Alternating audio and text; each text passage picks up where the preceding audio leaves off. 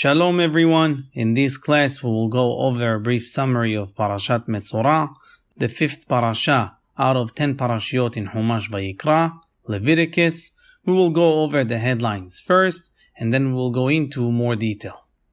Let's go over the headlines: the process of purification of the leper, the process of purification of the poor leper, afflicted house, concluding the topic of leprosy, the definition of Zav and his impurity, ways in which another person gets impure, purification process of the Zav, impurity of semen, impurity of Nida, definition of Zava and her impurity, purification process of Zava, and the last topic of the Parasha is warning of purity.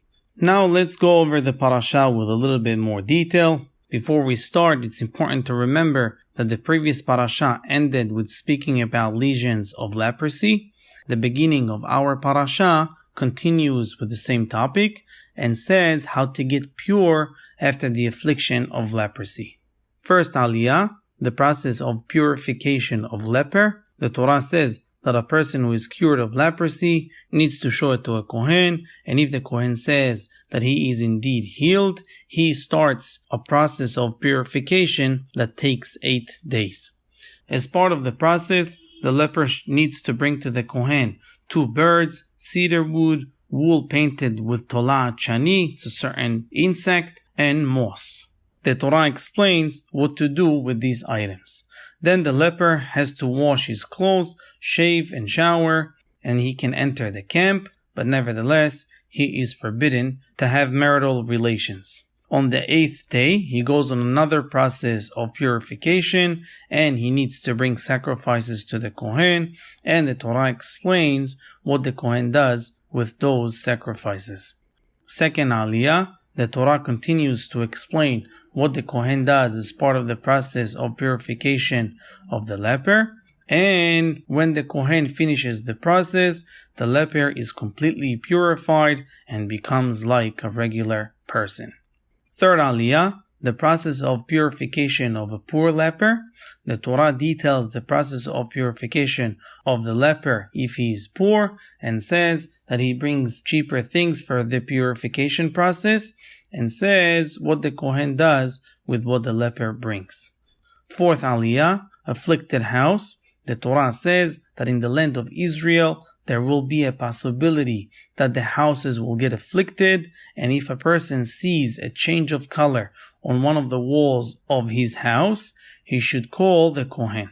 The Torah explains the process of examination that the Kohen does, and before the Kohen does it, he tells the people to empty the house. So in case the house is impure, all the things that are in it will not get impure because they're already out.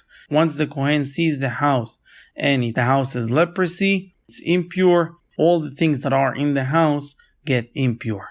The first quarantine, if the Kohen doubts whether it's a leprosy or not, the Kohen puts the house in quarantine for 7 days.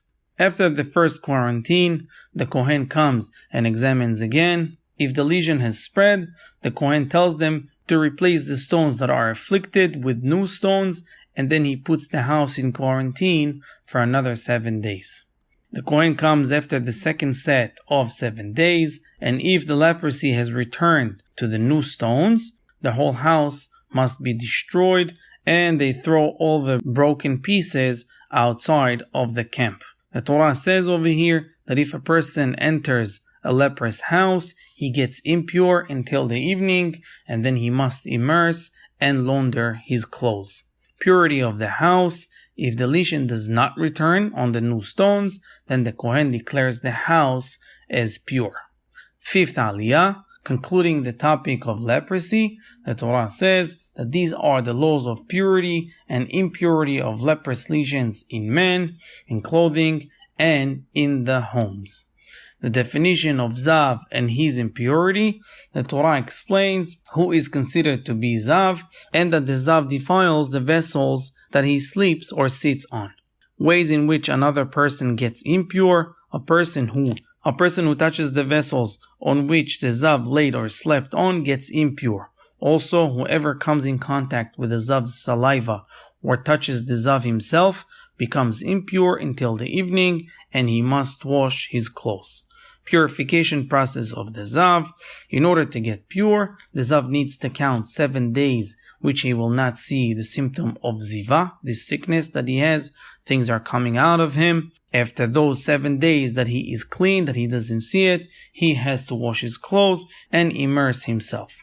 On the 8th day, he brings 2 doves or 2 pigeons to the Kohen, and the Kohen sacrifices it, one for a sin offering and the other one for an elevation offering. 6th Aliyah, impurity of semen. The Torah says that a person who discharges semen needs purification, as well as vessel that semen has touched. Also, a man and a woman after relations need purification. Impurity of nidah. The Torah explains that a woman who had discharge of blood is impure for 7 days, and then explains how a nidah defiles others, and how a person who is defiled by the nidah will be purified of it. Definition of zava and hair impurity. A woman who saw blood for over 7 days in succession is called zava, and the Torah explains how she defiles others.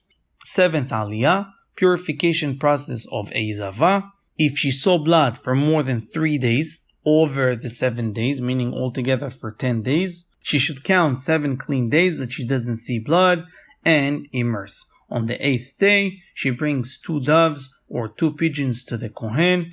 The Kohen sacrifices them, one for sin offering and the other one for an elevation offering. Last topic of the Parasha, warning of purity. Hashem tells Moshe and Aharon to tell Bnei Israel to maintain purity, so they will not enter the temple while they are impure, and God forbid, will be charged with death penalty. The parasha ends by saying that these are the laws of Ziva and seminal discharge. This is the end of the brief summary of Parashat Metsora. Baruch Adonai Le'olam. Amen ve'amen.